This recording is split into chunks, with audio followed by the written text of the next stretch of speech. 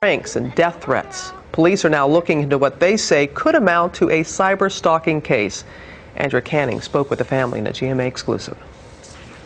My life, okay? Jessi Slaughter's jaw-dropping YouTube videos are so controversial. You know what? I'll pop a Glock in your mouth and make a brain slushy. They've made her the victim of death threats at just 11 years old. Jealous? You know what? To say that you guys have ruined my life. No, I would never think it would got to this point. Now speaking only to GMA with her parents, Jean and Diane, it's the first time the 7th grader has been out in public since her videos ignited a firestorm. I will post some in the bar.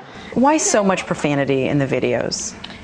It's just, I had no words running through my mind. It was all done live, and that was just a way to get out my anger. Slaughter says she turned her webcam into a weapon in retaliation over online postings about her alleged sexual history. And if you guys consider and freaking label me, then you guys are the actual posers, and I'm not a poser. Not helping matters, her father joined in with a tirade of his own.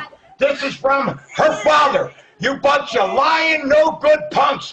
And I know who it's coming from because I backtraced it. As a father, I was just trying to support my daughter and get people to stop hating. Their retaliation, now seen by more than 1 million viewers, only made the taunting worse, taking cyberbullying to a whole new level. When this first started, we were very afraid. I've been getting a lot of death threats. Online people accused me of molesting my daughter. Slaughter says she was sent to a mental health facility after the authorities believed she might be suicidal. She says she isn't, but can see how a tween could be pushed over the edge. I think that it's completely wrong that people would taunt somebody to some degree that they would actually kill themselves over it. And that's actually completely wrong, and whoever is doing it should be locked away for a really long time over it. Now Jessi Slaughter, which is actually her screen name, is about to enter counseling. But these viral videos may just end up haunting her forever. For Good Morning America, Andrea Canning, ABC News, Palm Coast, Florida. And again, she was using her screen name, not her real name. Joining us now to talk about what parents and families can do to deal with extreme cyberbullying, we have our internet security expert, Perry Aftap, joining us from, looks like you're in San Francisco this morning. Good to see you, Perry. And family therapist. I am always good to see you too. Great. And family therapist Terry Real is here with us in the studio. Where do we begin? Oh man, what a case. What a case. It's just amazing. And Perry, I know that you have spent a lot of time looking into this, but this just seems so out of control. Well, I run StopCyberbullying.org, as you know, Robin, and the internet safety charity Wired Safety. And a lot of kids are frustrated, and their parents are frustrated, so they don't know what to do. And sometimes you get things like this. But when you do this, you're the next cyberbully. So what we need to do is teach parents what to do and teach kids what to do when it happens. Well, let's teach parents right now what to do, because you saw her father, this little 11-year-old's father, on video too, screaming. His daughter is crying. Tell us the proper way to respond to cyberbullying.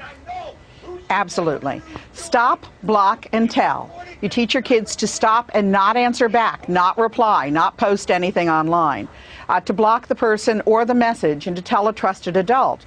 Then the adults have to be trustworthy. And we teach them both, adults and kids, to take 5. Put down the mouse for 5 minutes and do something that will help you regain balance and perspective.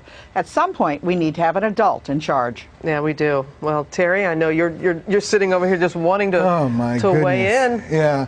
I mean, this is about violence breeding violence. You know, the whole culture of kids, and I know it's been said before, but rap music, the way she speaks about putting a Glock in somebody's mouth, it's about retaliation breeding retaliation on all sides, but the whole thing just gets so blown up because of the internet.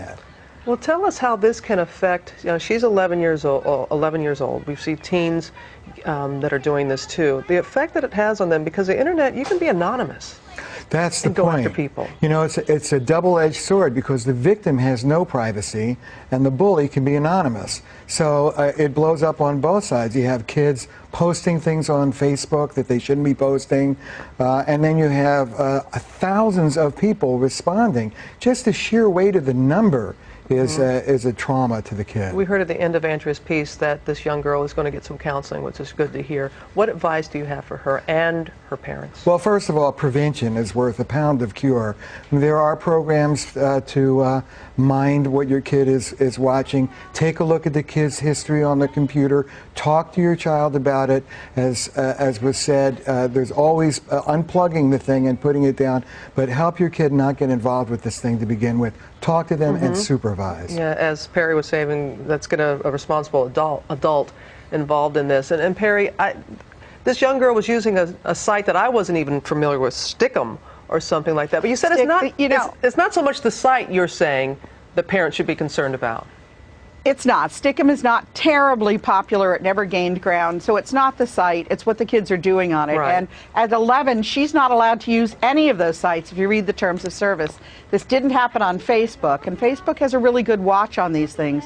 What you need to do is when it happens, parents need to report it to law enforcement. If they're threats, they need to report it to the site. And if they need help, they need to come to wiredsafety.org, where my volunteers can help them handle what's going on. But bottom line, don't overreact. Don't try to take it into your own hands, and make sure you know what your kids are doing online and how to make sure they're a little safer. No, you are doing such phenomenal work as always, Perry. Thank you. And Terry, what's your bottom line? Bottom line is, I'm great. It's great that this kid is getting some counseling.